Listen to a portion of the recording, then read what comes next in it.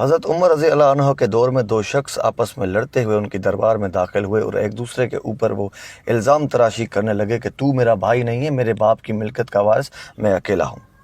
دوسرا بھی یہی کہنے لگا، تو میرا بھائی نہیں ہے، میری باپ کی ملکت کا وارث میں اکیلا ہوں، تو جھوٹا ہے۔ جب یہ فیصلہ حضرت عمر کے سامنے رکھا گیا تو آپ نے ان سے گواہ طلب کیے، تو ان کے پاس گواہ نہ تھے، تو فرمایا کیسے ممکن ہے یہ فیصلہ جب کہ تم ایک دوسرے کے اوپر الزام تراشی کر رہے ہو؟ تو وہ کہنے لگے کہ آپ وقت کے خلیفہ ہیں اور ہم غریبوں کے پاس اور کچھ نہیں، کہاں جائیں گے؟ آپ بغیر گواہ کے ہی ہمارا فیصلہ کریں۔ تو حضرت عمر خاموش ہوئے، سوچنے لگے۔ سوچنے کے بعد حضرت عمار یاسر سے کہنے لگے کہ شرع کے مطابق ہم نے گواہ طلب کیا لیکن ان کے پاس کوئی گواہ نہیں، تو اب یہ فیصلہ کیسے کیا جائے؟ تو حضرت عمار یاسر نے یہ مشورہ دیا، ہمیں حضرت علی سے رجوع کرنا چاہیے، کیونکہ آپ صلی اللہ علیہ وآلہ وسلم کی یہ حدیث مبارک ہے کہ تم سب میں بہترین قاضی علی ہے۔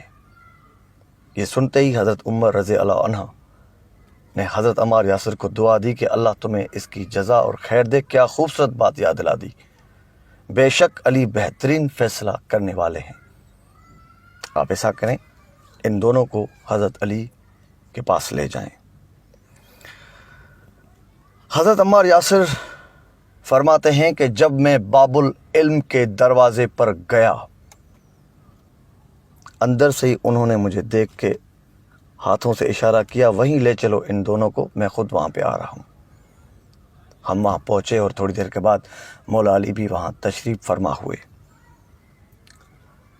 سارا مسئلہ مولا علی کے سامنے پیش کیا گیا تو آپ نے ان دونوں کو الگ الگ کر کے ایک سوال پوچھا، سچ بتاؤ تم کون ہو اور ملکیت کا وارث کون ہے؟ تو وہ اپنے قول پہ ڈٹے رہے اور یہی کہنے لگے کہ میں وارث ہوں، یہ میرا بھائی نہیں، جھوٹا ہے۔ دونوں کے بیان یہی تھے۔ مولا علی نے پوچھا تمہارے والد کی قبر کہاں پر ہے؟ کہا فلاں قبرستان میں۔ حکم جاری کیا کہ جاؤ اس قبرستان میں، اس قبر کو کھود کے اس میں سے ایک ہڈی میرے پاس لے آؤ۔ حکم پر عمل ہوا، قبرستان گئے، قبر کھودی، ایک ہڈی ملی، مولا علی کے سامنے پیش کی گئی۔ پھر آپ نے فرمایا کہ ان دونوں کا اب تھوڑا تھوڑا خون دو برتنوں میں پیش کیا جائے۔